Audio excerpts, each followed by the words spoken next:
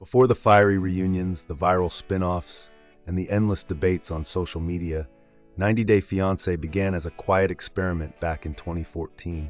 TLC introduced viewers to just 4 couples, each testing the boundaries of love and culture under the pressure of the infamous K-1 visa.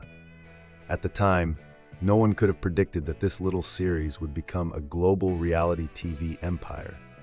But what about those very first couples, the ones who started it all? More than a decade later, their stories have taken some surprising turns. Let's start with Alan and Curliam, one of the most talked about pairs of season 1. Their romance raised eyebrows after fans learned they had met when he was 20 and she was just 12, though both have maintained that their relationship didn't turn romantic until years later. Despite early skepticism, their marriage has endured.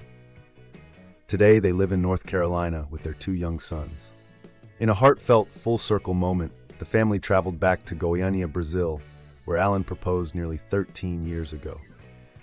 The trip, documented on social media, showed a couple still grounded in their love story.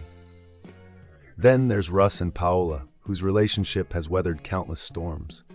Russ met Paola in Colombia while on a work trip, and viewers watched as Paola adjusted to life in Oklahoma.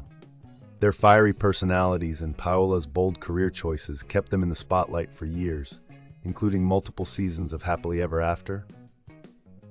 Split rumors have followed them nearly every step of the way, yet the two remain together.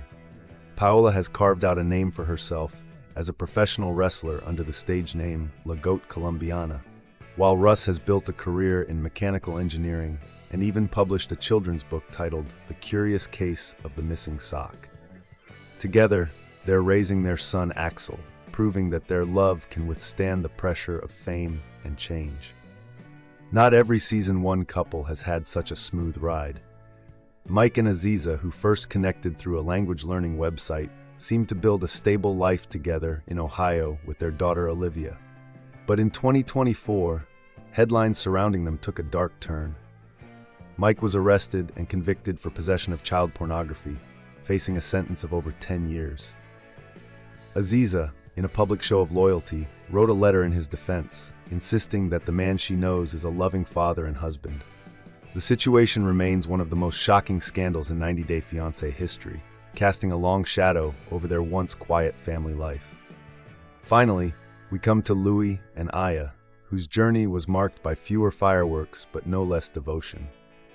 They met on an international dating website and married after Aya moved from the Philippines to Indiana.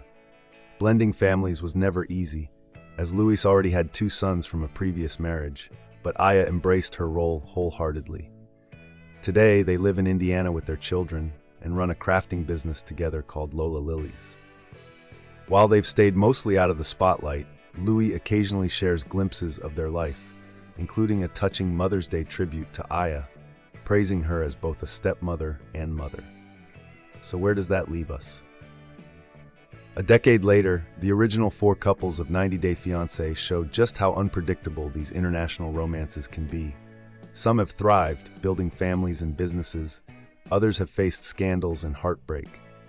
But together, they paved the way for a franchise that continues to captivate millions around the world, and they'll always be remembered as the ones who started it all.